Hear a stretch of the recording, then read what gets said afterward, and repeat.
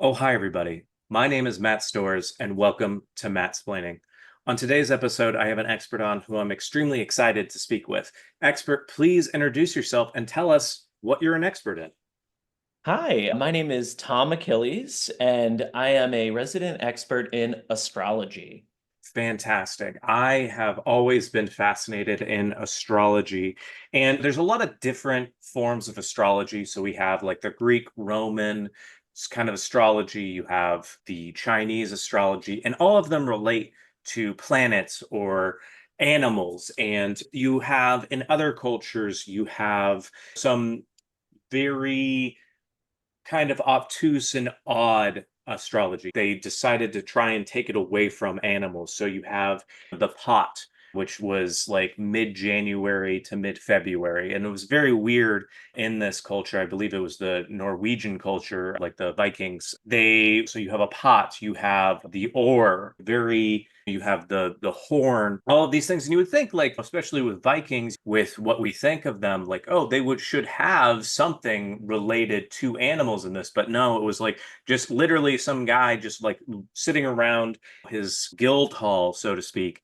back then. I mean, maybe it wasn't a guild hall. Like, what are those called? Those the meeting houses. Hmm. Similar structure as we know with the guild halls and meeting halls, an A-frame sort of thing.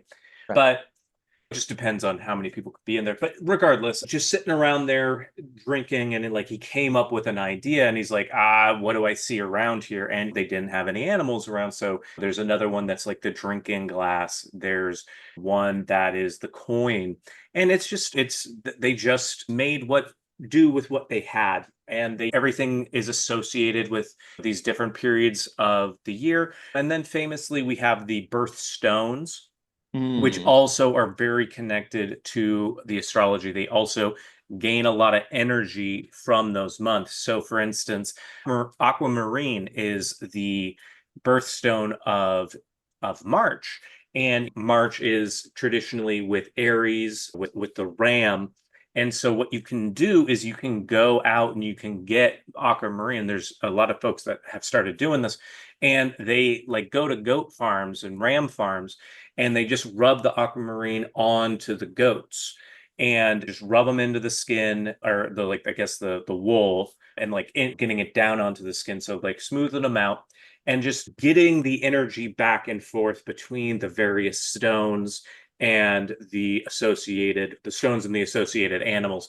And I think that when people think about like using crystals, they think like, oh, these are just going to give me certain properties, or like you have like rose quartz or something like that. But like if you can connect it to your astrological sign, so like you have a rose quartz that's kind of encased in an aquamarine set of stones that has been able to touch a ram, what you're gonna get is a much stronger rose quartz. So you're gonna get a lot of those bad vibes, just like fire sign burning out real quick. And I think that there's a pervasiveness. I would be remiss if I didn't talk about how pervasive it is in our society to talk about these various astrological signs.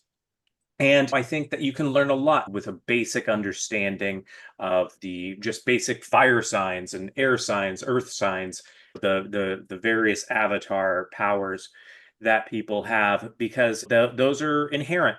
You can't, maybe you wanted to be born an earthbender, but you were born under a fire sign, so you're a firebender. And that can be hurtful for some people, but then you realize that if you really put your mind to it, you can become a bender that uses electricity if you're a firebender. You could be a metal bender if you are a earthbender. You could be a bloodbender even if you're a water sign. And Well, you what's can that? blood bend. You can blood bend. Yes, exactly. And people look down about on blood bending, but there are instances where there's a major issue going on, and sometimes you got to bend the rules to make sure the right outcome takes place. And it's like you got to live with that, decision, but sometimes that's just how it goes. And then airbending, more mystical in nature, with the secondary bending that escapes me right now, but some sort of bending that is also good for them, the next level up. And knowing just those basic things, you can have a sense of what your date and what your coworkers, what their personalities might be. They might be kind of impulsive, they might be kind of stubborn or what have you, and that can help you kind of work with them and get to know somebody better, know what questions to ask on a date to see if you're really going to vibe initially or if it's going to peter out real fast. Now, based on what you've heard so far, about how much of that would you say was accurate? I would probably say about 75%. I'd have to give you a solid C, or I would Okay. even give it C plus. Okay. Okay. Fantastic. I did not expect that. Tell me about your interest in astrology. Well, I really appreciated the mixture of planet astrology, animal astrology, Viking astrology. I think my interest comes within this sort of earthbound, fixed earth Taurian energy that I have so grown to love. Although I'm a fixed water Scorpio sign, I do feel that the magnetism of the planet and feeling Hmm. grounded has really gotten me quite into feeling as if I do have probably some sort of Taurus within my chart. And being born Scorpio in the month of November, I do feel quite connected to Topaz, my birthstone, which I do believe that going out into nature and rubbing it on different animals to see what actually does activate my topaz in different situations has really changed my life. And that's what I've been telling people. And everybody is like, Matt, we don't have the insurance for you to keep rubbing all of your stones on these animals at the petting zoo. And I'm like, no, this is how it should be done. Yes. And I love the, now correct me if I'm wrong, you're giving me sort of like a cardinal fire sign. Are you by chance an Aries? I am, yeah. And all of the references to Aries and the associated things in there are based on the research I've done on my astrological chart. That is fantastic. You are clearly giving that cardinal child of the sun Hmm. energy. My one note in regards to water bending, air bending, fire bending, earth bending, when Mercury is in retrograde, I've realized that you can actually bend it backwards. Okay. So I've had a lot of experience recently in reverse bending backwards, not physically, but metaphorically into your previous sister sign. So while I am a Scorpio, I have found myself when it is in retrograde feeling more of a Libra and Hmm. present a little bit more within a Libra moon cycle where I can really start to balance, I can get on balance beams. I see. And that makes a lot of sense to me. We all go through different seasons in our lives, and even in 1 year, even outside of the 4 seasons that we're accustomed to. And I think that makes a lot of sense that you would kind of bend back into this alternative, not necessarily alternative self, but like different aspects of yourself. Absolutely. Absolutely. And I've noticed that people do pick up on that energy. And I have gotten the question a lot whether I am actually a cusp sign, I which I see. find is quite interesting because not only was I born in sort of the center of Scorpio, being November 10th, but within that retrograde, sometimes I do present more of a cusp where people are like, I'm sensing some air energy and some water energy, which I find to be somewhat of an advantage that I've even started to put on my resume. And that's one thing that I think that a lot more people need to start considering is the fact that if you were to put your signs on your resume, maybe that's not going to get the attention of everybody, but that's going to definitely pop your resume for those AI filters they've been putting them through. And they're going to be like, oh, wow, this person's a fire sign. We need more fire signs in this office because we need to heat some stuff up, or they need some more earth signs to balance things out. And I think that that would be a really good way to kind of filter out some people very, very quickly and get to kind of have a higher likelihood of finding the people that might be a good fit for your workplace. And I'm not saying that they're going to do that at like like a very corporate office or something like that. But if you have some place that's a little bit more creative, a little bit kind of more wild vibes, a little bit more chaotic, possibly, that could be something that could be really helpful, I can imagine. Absolutely. I mean, my most recent positions that I've applied for within sort of this creative marketing field, I've actually in my interviews asked for a specific breakdown of the employee astrological signs to see if I would actually be a good fit there. Hmm. Most notably, I recently was interviewing for a new streaming service that's going to be coming out, much like a Netflix or a Max.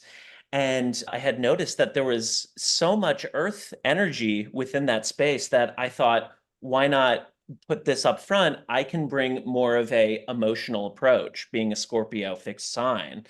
And they really didn't quite understand that. Hmm. But when I told them that I am a 0 degree Sagittarius Mars, they did understand that they needed that type of intensity. And I'm Absolutely. proud to say I got the job. Oh, that's wonderful. And that's the thing. Like, it's a means and a method of communication that, like, it might be kind of hard to articulate your personality trait or how you approach the world if you tried to explain it to somebody. But having that shorthand of, like, yeah, so I'm this sign, I have this, and this, people can be like, oh, so you're kind of like this, and like maybe you would react in this situation this way, and that would be much harder to explain otherwise.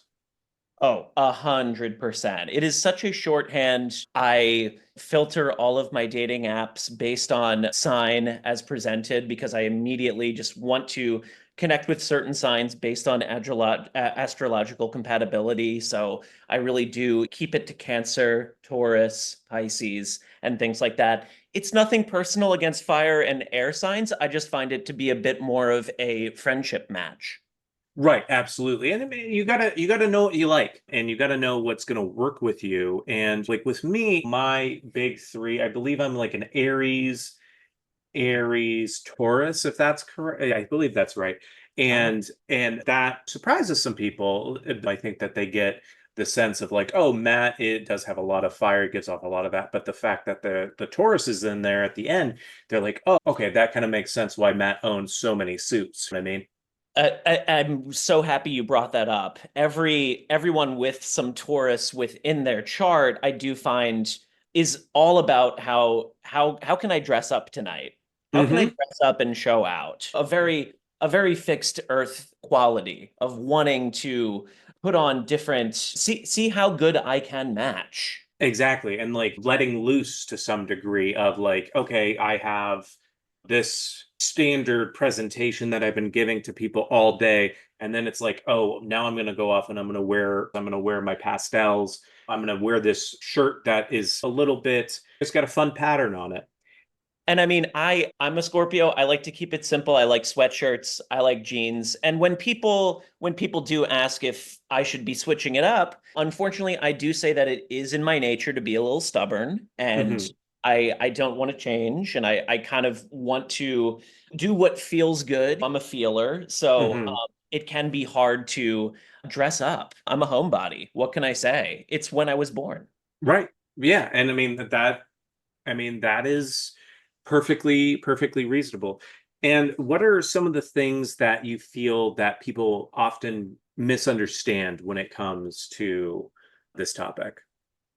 Well, if I'm gonna say the top things that I think people misunderstand about it is number one, Scorpios are not all serial killers. We're lighthearted, deeply loving people. I feel like we get a bad rap for being these sex obsessed weirdos who are all about being the highest on the weirdo spectrum. We're quite normal and we are quite grounded people. Also, something that people do get wrong about astrology sometimes is that your moon sign is what actually controls your emotions. So Hmm. might not be the same as your sun sign or your rising sign, how you present to others. Your moon can actually be within a different sign. So I might process my emotions as a Virgo, Hmm. perhaps, or I might like to chop it up like a salad and make sense of my emotions. So the moon sign is, I would say, just as important as your sun sign. And then the third thing that I think people get wrong is that this really is a science. People try to say that it's a pseudoscience, but it's something that you can actually live by and you can prove it to yourself. Absolutely. Yes, that makes total sense. And that cough was not timed for that response. It was just a standard cough. One of my most embarrassing. Would you, Tom? Would you like to know one of my most embarrassing moments I've ever had? Absolutely. Fantastic. Okay, so I was in college, and there are these two young ladies that I was friends with, and we met at like the Union Center where like the restaurants were on college campus, and like so we sat down, and then one of their friends came by and like sat down, and I coughed right as like they're like, "Oh, hey, what's up, buddy?" And then he was like, "Oh, yeah, so I'm Jim or whatever." And I'm like, "No, I didn't like cough so you would introduce yourself to me. I just coughed." And I think about that way too often.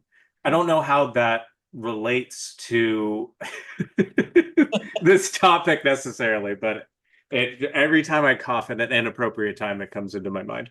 I mean, it could have something to do with the fact that you are not a mutable sign. There was no way for you to mute your cough. That's exactly, yes. You were going to do it regardless, and you're unafraid to and unabashedly going to be yourself. And there is no cloak, as they would potentially say within astrology. You're Mm, not cloaking your behavior. absolutely. You've made me feel a little bit better about that. Well, Uh, I love it. yeah. Tom, I really appreciate you joining me today. If people wanted to learn more about this topic or more about you, where would you recommend that they go? Absolutely. Well, I would definitely recommend it's called The Big Book of Astrology, Hmm. and it goes through, you can essentially do your own chart within that book. It breaks down all of the signs, compatibilities for relationships, degrees of intensity, houses, all sorts of specifics. I'm not sure it does get into fire bending or water bending. That might have Hmm. to do, you might have to do some extra research there. Hmm. But I would definitely start out with that book. It really lays everything out thoroughly. Fantastic. And where can people find you? People can find me on Instagram at Tom Achilles, and they can also find me on my website, tomachilles.com. Fantastic, Tom. I can't thank you enough for joining me today. This was so insightful, and I really appreciate getting the chance to talk to you. I had such a great time. Thanks for having me, Matt. Absolutely. My name is Matt Storrs, and this has been Mattsplaining. Before we go today, I want to thank Ryan Lawson, my dear friend, for making the theme music for Mattsplaining. Ryan can be reached at beatblenderstudios@gmail.com or at Beat Blender Studios on Instagram and TikTok.